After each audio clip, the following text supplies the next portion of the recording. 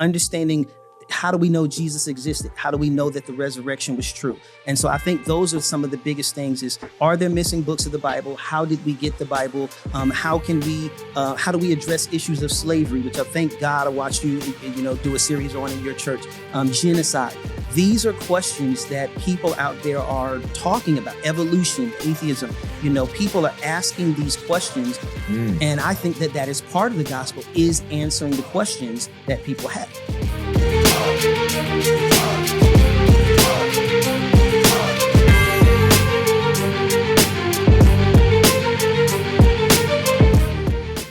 What's up, family? Pastor Jerome here, and you're tuned into another episode of The Urban Perspective, where we talk about everything in life, health, culture, race, religion, spirituality. And our premise is that we can disagree respectfully as we present our case, the case and the foundation of our faith.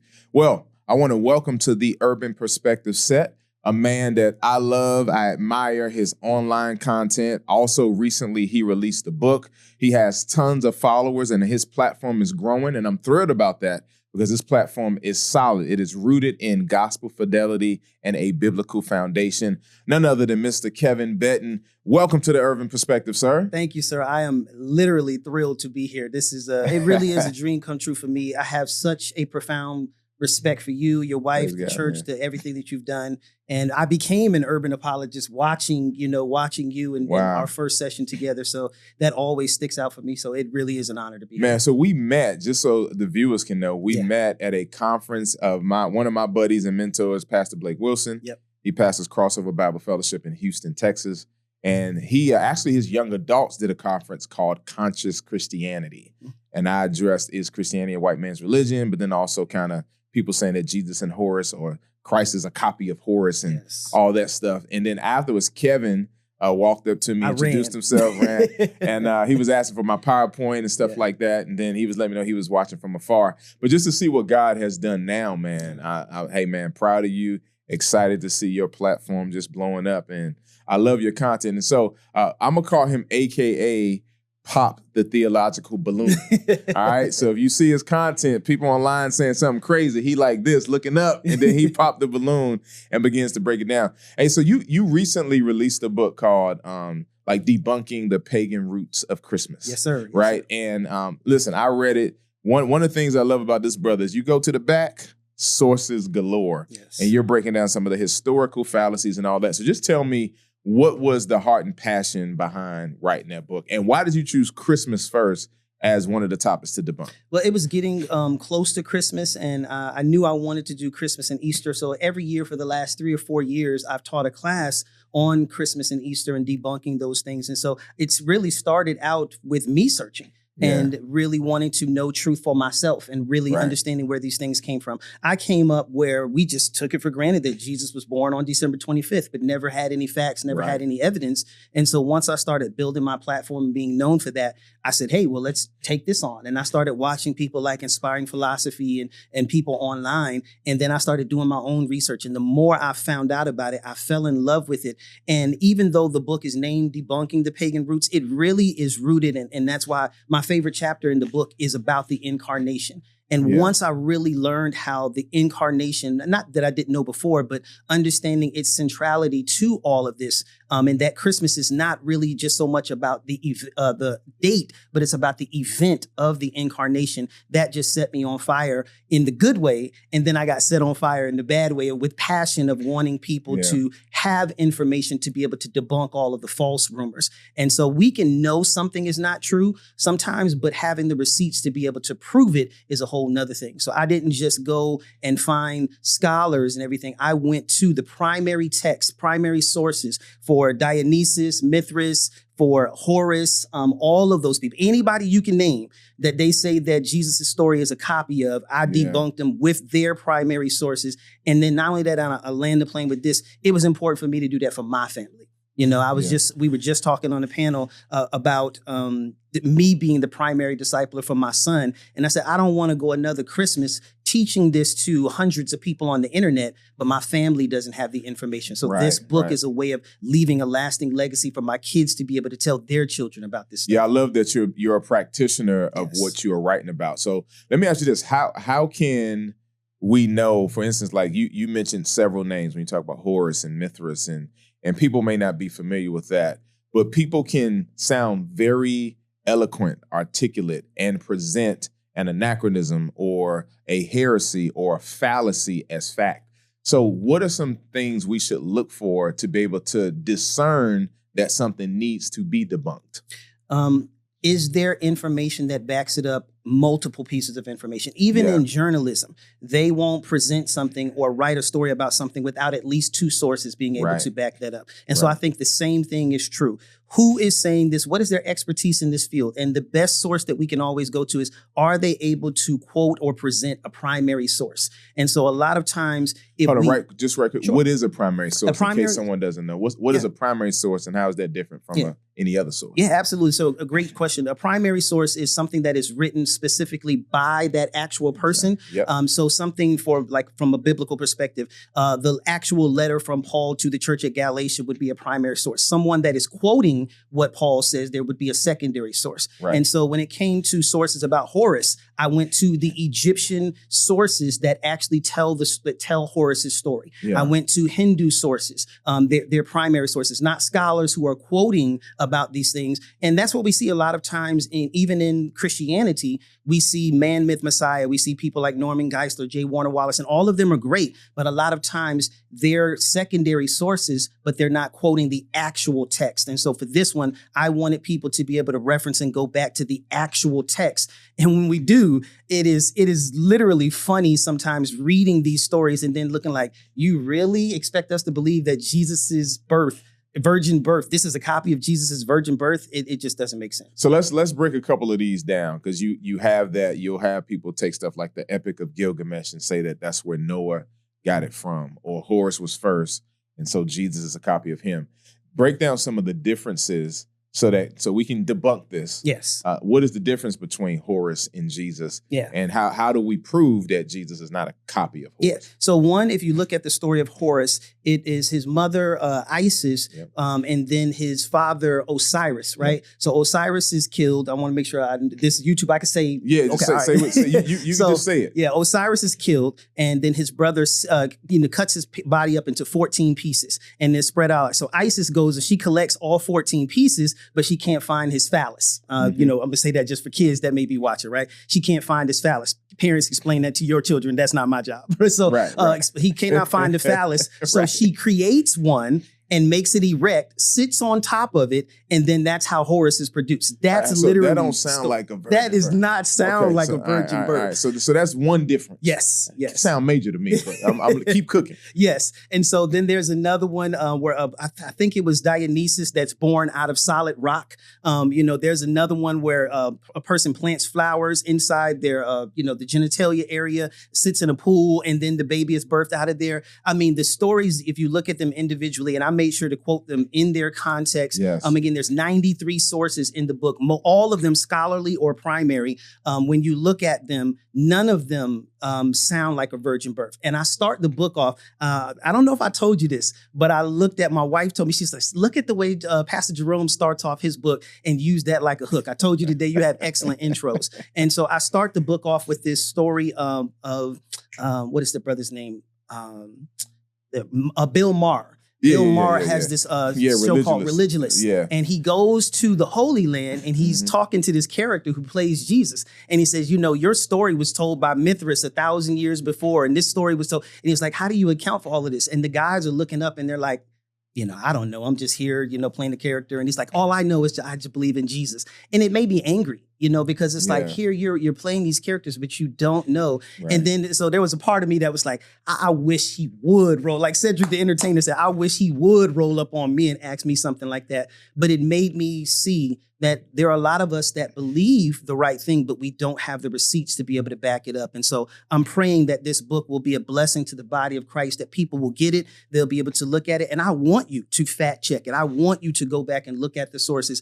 And when you do, share it with your children. Let it be part of your Christmas tradition of telling the story of where the Christmas tree came from, where Santa Claus came from. These stories are apologetics in their own nature. And man, if we get a chance, I'd love to dig into some of that. But it's amazing reading these stories and seeing where they come from. and not just believing that, this lie of Jeremiah 10 is about a Christmas No, tree. I was just getting ready to go. So I wanted, let's dig in. Yeah. So let's, because some people think they do have a biblically based basis Right. to not celebrate Christmas. Yes. And they do root it in Jeremiah chapter 10. So let's go there, break down the true context of Jeremiah 10 and how the context is not addressing a Christmas tree. Yeah, so in Jeremiah 10, God is addressing idolatry. That is the central. If you look at any particular translation of the Bible, it's going to tell you that Jeremiah 10 is all about idolatry. And I believe it's verse 3 or 4. It talks about a man goes into the tree and he cuts down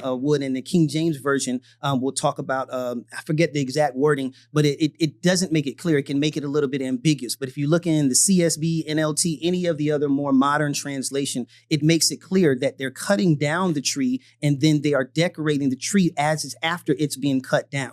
And so they're not decorating a tree that still has branches on it. They're fashioning the tree into an idol. And then in verse 5 specifically, he says, hey, don't be afraid of these things, for they cannot talk, for they cannot walk, they cannot move. That's not what no one would expect a tree to talk. No one would expect a tree to move. No one would be expecting these things of a tree. So the entire chapter is mocking these people for worshiping idols that do not move as opposed to the living God. And so it's unfortunate that many people have taken Jeremiah 10 out of context to think that it's talking about a Christmas tree before Christmas is even invented. That's like talking about an Easter bunny before Easter. So it just doesn't, it's not contextually accurate. And I don't say that in a demeaning way, but pull up a commentary. I have yet to see a single commentary written by a theologian, historian, anyone that interprets Jeremiah 10 to be about a Christmas tree. That is straight internet meme theology, but it is not backed by any actual scholarship. All right. So when you talk about being backed by actual scholarship, there are others that have opposing viewpoints that will say that they have scholars too. And so you mentioned primary sources and things like that. How do we distinguish from what's scholarly and what isn't? Yeah. So a person can have a degree but it's not in that particular field. So one of the things that I did is not only one of the things, and for all of my Christians, disciples, the theologians and apologists out there, one of the things I like to do is I like to quote atheists and people who are non-believers, but they're experts in that field. And so if they are a folklorist, a historian, someone like that, and I even BK, Alfredo Valentine turned me on to a historian who's an atheist who tackles these subjects. And so I love quoting them because their expertise is in these specific fields. And so they have no vested interest in telling lies or telling something that fits a Christian narrative. They're just out there telling the truth. And so when we look at those, so what is that person's expertise in this field? What is their credentials? And then again, scholarly things are peer reviewed. So people that are peers to them are reviewing their work, writing papers on it. And it's unfortunate because we just don't see any of that caliber work that is actually saying that Jeremiah 10 is about a Christmas tree or that Christmas is pagan. Yeah. So when we think about those holidays, you also address Easter. Yes. Right. So you address Easter. So now that we're talking about debunking these things with scholarly sources, primary sources, what are the misconceptions about Easter? So Easter specifically, one of the things is that it comes from, I think the most popular one is a pagan goddess called Eostre. Eostre. So her, Ostara, and there's one other one. But all of this goes back to a brother by the name of Alexander Hislop. Alexander Hislop lived in the 1800s, and he had beef with the Catholic Church. So he writes this book called The Two Babylons, right? And so in The Two Babylons, it is a horribly written work that any article you look at on the internet will tell you that it's not based in historicity or truth. But he begins to say that everything that is a part of the Catholic Church traces back to Babylon. And so in it, he makes quotes about Easter coming from pagan gods and pagan goddesses. And so people take that and it travels around the world 2 times before the truth even gets really started.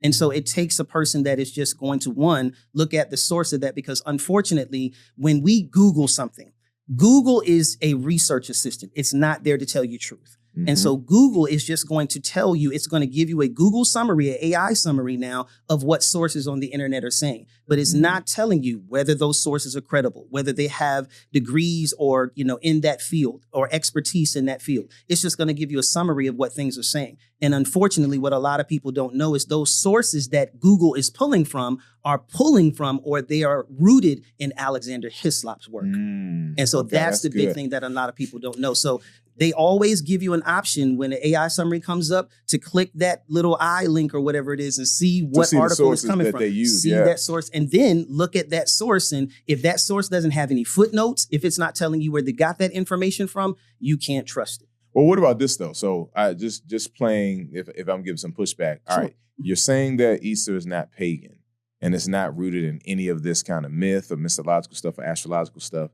But how come Easter is not the same date each year? Yeah. If it's changing and he resurrected one time and we claim as Christians to be celebrating the resurrection, why is the day that we celebrate his resurrection? Why does that change? That's a very good question. So this goes back to something that was, believe it or not, actually talked about at the Council of Nicaea. Oh, hold up. Finally, some facts with the Council of Nicaea. Yes. Go ahead and cook, Kevin. So it's called the Quartodeciman controversy. And so when the church split, you had your Eastern church and your Western church. You had one side of the church that wanted to celebrate Easter on the day that it fell in the Hebrew calendar, the older calendar. And so that day would shift. Right. And so they would be celebrating the resurrection maybe on a Wednesday or maybe on a Friday, but it was shifting based upon that lunar calendar. Okay. And so the other side of the church, I think it was the Western church, they wanted to celebrate Easter or the resurrection on Sunday. Right. And so they came together at the Council of Nicaea and the church, not anybody else, the church decided. And Eusebius quotes this in church histories. And again, I have plenty of sources to back this up. He talks about how the bishops came together and they said, hey, we want to celebrate this every year on Sunday. And so that's the root of how Easter began to be celebrated on Sunday, because they didn't want it revolving around on days of the week. They wanted to celebrate on the actual day Jesus was resurrected. And it's important to note again that these councils, doctrines were not created, they were debated. Yes. And so the main thing was the essence of Jesus. Was Jesus a created being or not? Which is why if you read the Nicene Creed, it says begotten and not made. Yes. They are affirming the deity of Christ and that he is not a created being. Absolutely. And Athanasius was the one that was on the right side of history of these councils. And so when you think about the councils, the Council of Jabna, 90 AD, Nicaea, 325, I think it's is it Carthage 397? 397, yep. And then Chalcedon is 425. Those are all pivotal councils, but these are a bunch of bishops, many African, by the way. People need to know that are debating doctrine that already existed to come to a orthodox conclusion. They are not creating things there. Yeah. But go ahead. I think it's important to note Thomas Oden, historian, he talks about in How Africa Shaped the Christian Mind, a phenomenal book, how the way that they conducted these councils was patterned after the way they did synods in Carthage and in Africa. And so even the way the Council of Nicaea was conducted, and a lot of these issues had already been decided in councils in Africa. So these were things that had already been discussed. They patterned the way the council was done after things the way they were done in Africa. So again, this is not, and I think you and Dr. Mason have talked about this before, we're not trying to paint the Bible or paint these things black. What we're trying to do is just actually be historically accurate as to what was going on and telling the whole truth. So you make a lot of online content responding to claims that people make. Yes, sir. And I love how you do it. You do it. I mean, you're not afraid of the smoke. You run. You run towards them. But again, you debunk them with facts. Yes. And versus using biblical, but also extra biblical sources. Why is that type of apologetics and evangelism so pivotal for today? Because there is so many falsehoods, mistruths, things out there on the internet that go unchallenged. And I think that's really why I felt called from the Lord to step into that arena, is because my kids are on the internet. My friends, people that go to my church, they're on the internet and they're seeing these things. And unfortunately, these things are not discussed in church a lot of times. No shade to anybody that, where I grew up in things, but I grew up Kojic, grew up in the church all my life, 3-4 times a week. But I didn't know anything about the Council of Nicaea until after I was an ordained elder and in seminary. I had no idea of where we got the date of December 25th from, or why the Quartodeciman controversy. None of this stuff was discussed in church. Yeah. And so many people's first introduction to these things is on the internet. And so if we don't have a missional ministry and a ministry that engages culture and what is going on, and every year all we're doing is preaching Luke chapter 2 and preaching, the Christmas story, but we're not answering the questions of whether Christmas and Easter are pagan, then I think we're not doing the best job of discipling our people as we can, because they're listening to this stuff that's on the internet, and it is very influential. What would you say are, if you had a list, maybe they don't need to be in order, what are some of the primary questions that Christians need to answer that the culture has that we're not answering? Yeah. How did we maybe get not aggressively as we should be? Yeah. How did we get the Bible? I think giving people, we love to start with the scriptures, and that's an excellent starting point. Let's not get it twisted, right? I'm not saying against that. But if a person does not believe in the scriptures because they think books were missing out of the Bible, we got to talk about Enoch. We got to talk about the Ethiopian Bible. If people do not have trust in the 66 or the 81, then we're already starting in a place where it's a broken foundation for them. Right. So getting trust in there, and then I think understanding, how do we know Jesus existed? How do we know that the resurrection was true? And so I think those are some of the biggest things: is, are there missing books of the Bible? How did we get the Bible? How do we address issues of slavery, which I thank God I watched you do a series on in your church, genocide. These are questions that people out there are talking about. Evolution, atheism, people are asking these questions. And it's almost like when Jehovah's Witnesses will come to your door, what we're finding now is Christians will, we're just not going to answer the door. We're just not going to say anything. Tell everybody I'm not here, and everything. Quiet. Yes. And so, just preach the gospel. And I think that is part of the gospel, is answering the questions that people have. And so I think one of the most brilliant things that I've seen done, Bishop Carl Perot in Columbia, South Carolina, I saw him do this. He took a Sunday, Youth Sunday, and he just straight answered questions for the entire sermon. He let his youth ask questions, and anonymously, they had them written out, and he just answered question after question. And me, I'm an apologist, so I'm sitting there listening like, okay, let's see what this brother got. But he killed it. And I said, man, that's how you engage culture. Because I don't want to listen to you preach about, the books of the Bible if I don't even trust the Bible in the first place. And so I think we as pastors, leaders,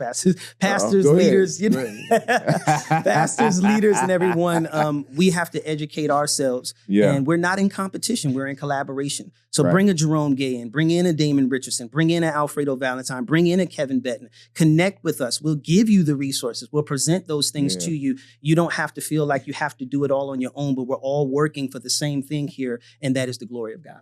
Yeah, and I'll say I want to add some of the sisters to that list, like bring in a D. New, Sarita Lyons, bring in a Yana Connor, bring in a Sarita Lyons, bring in a Shawnee Miller, bring in a Monique. It's so many that we have that are doing this. So now tell me this. One of my quotes is, we must stop giving faith-based answers to fact-based questions. Yes. Why? And I asked Preston this, and I want to present this to you. Why is a soul worth all of this extra reading? Because this is, you're doing a lot of research. You're making videos and putting these nice, well thought out, crafted, edited, produced content for free. Yes. To debunk someone else who was probably monetizing their content.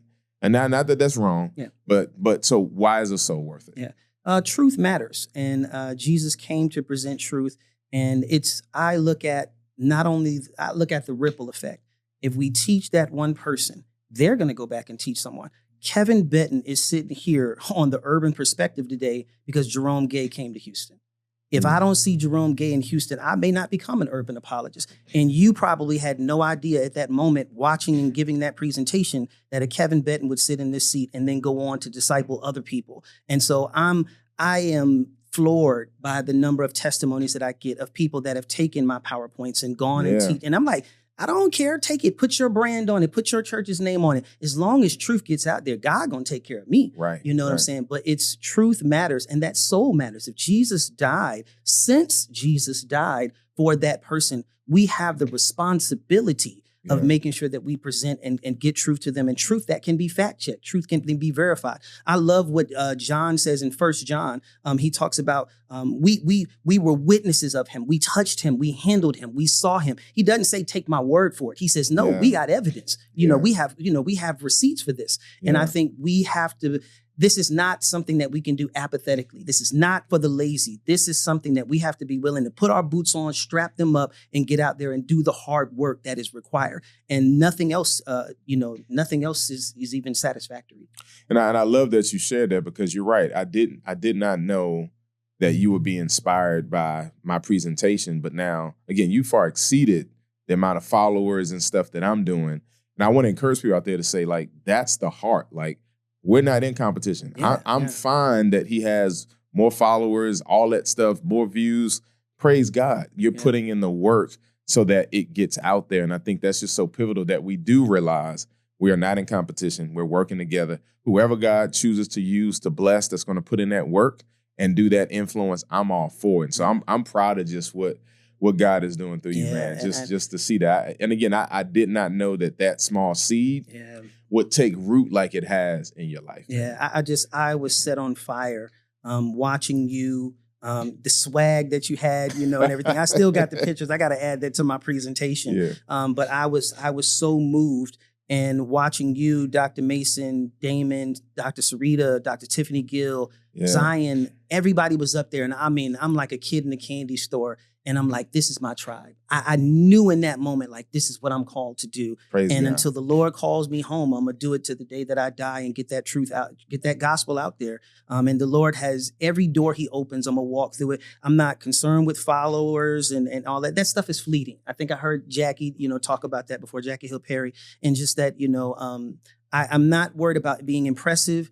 I'm worried about being impactful. Amen. And so when I can see people who say that their lives have been changed, and, those are the things that it's like, even when you get tired, when you get frustrated, it's like, keep going, because you never know who's out there that's going to become the next Kevin or the next Jerome. And that's so motivating. It's just, you never know what God is going to do with you. You just give it to him and let him take care of the results. So talk to me, because what I love is that you said that, like, I always challenge people, like, hey, the goal is not to go viral, it's to be a vessel. Yeah. And you're being a vessel. And I want to ask you about Greater Works discipleship, right? Greater Works is the ministry you're doing to equip the body of Christ so that we can know these things about Easter and Horus and Mithra and Epic of Gilgamesh and deconstruction, all these things. Tell us about just what led you to start that and what's the heart behind Greater Works discipleship. When I finished seminary in 2015, I went to Tacoma, Washington, started attending a church there. Shout out to Apostle Davis, Pastor Sharon, and the Greater Life Church in there in Lakewood, Washington. And so I wanted to be able to give back the things that I learned in seminary. I just knew that I didn't know nothing about no soteriology and pneumatology and just bibliology and stuff like that before I went to seminary. And I knew that the people in my local churches didn't have it. So I talked to my pastor and prayed about it. And, the Lord, during the pandemic, I took the time during the pandemic to be productive. Built Greater Works from the ground up, built the website on Wix, just playing around and everything, and taught my first class in the back of the church, a Sunday, I think it was back in 2015. And we had about 40 people sign up, and then we opened it up online, and now we're teaching classes where we have over 100 people registered for every class. Man. And we've taught on everything from church history to hermeneutics to homiletics. Any subject you can think of, I probably got a PowerPoint on. And a lot of that was, again, watching you were the first probably PowerPoint I saw, Dr. Bantu, Vince Bantu, and just really saying, hey, I want to create a platform. And I told the Lord, I said, if you give me the opportunity, I will get this gospel out to as many people as will attend. And so my team is always, I know they're going to mess with me when they hear this, but they're always asking me to go up in price. And I'm like, no, we haven't taught a class over $99. I think in the entire time we've been there, we've taught almost 50 classes, thousands of people that we've discipled, and I want and will keep it affordable because I want to make sure that it's accessible. And not only that, in all the classes that we do, go to www.greaterworksdiscipleship.com. In every class that we do, we give away at least 20 to 30 digital books. And so we did that. We do that because we want to arm people with information. So books on whatever the subject matter is for that class. I have a digital library of thousands of books. And so I will sort through that book, through that library and find out what books will benefit these people. And we give away those books as part of the registration. So you can go to Amazon and purchase them for a couple $100, or you can spend $99 on a class. And a lot of them, we have a couple of free classes. So my class on Easter is free, so we did that because we're not going to charge for the gospel. If you want the extra information, sow a seed, and we support foreign missions. We support missionaries that do that. We sow into widows, and different things. So we're always giving back. We have scholarships that we're doing. So we're doing the work of ministry with the funds that are coming in as well. And I love that you're leveraging your influence for kingdom impact, yes, sir, which is eternal. Yes. And so, man, just any last words, final thoughts as you think someone watching this and they're saying, hey, man, you just went off the top of your head, man. I don't know all this stuff about these. So, I don't know this. How would you encourage that person to get on the field? Because biblically speaking, there's no bench in the kingdom, right? There's no bench. It's just a playing field or the court. What would you say to encourage that person to get in the game? One, just start. Don't do it by yourself. There are so many people out there that you can connect with. So just ask the Lord, what is my purpose, my mission, my assignment? That's really what it is. Miles Monroe said that when purpose is misunderstood, abuse is inevitable. So it was one of my favorite quotes. So it's like, Lord, I don't want to just get out there and doing apologetics because it's sexy and it's the big thing on the internet now. What am I called to do? And then when you do that, you may get tired, but you'll never quit. It's like you can't. There's something that's always driving you. So take it one bite at a time. Don't try to start off and become Jerome Gay right out the gate, but take something. And I always tell people, know what you believe, why you believe it, how to defend it, how to share it, and how to live it. And if you're going to start with anything, the number one thing that I always recommend for every Christian to be able to know and defend is the resurrection of Jesus Christ. If we don't know that Jesus lived, that Jesus died, and that Jesus was resurrected, and the receipts behind that, the information behind that, that's where it all starts. And if you need help with that, holla at your boy. Man, Kevin, I'm proud of you. Grateful to see what God is doing in and through you, and what he will continue to do through you as you continue to honor him and glorify him in what you say and what you do. And so, family, listen, be sure to follow Kevin. Be sure to go to Greater Works Discipleship, get those resources, sign up for a class. And just remember, we're going to keep providing this content. Do me a favor, like, share, and subscribe to this channel. It helps us get some gospel-centered content out there in the algorithm out there. But listen, you've been tuned into another episode of The Urban Perspective. I love you. God bless you. I'll see you next time. Peace.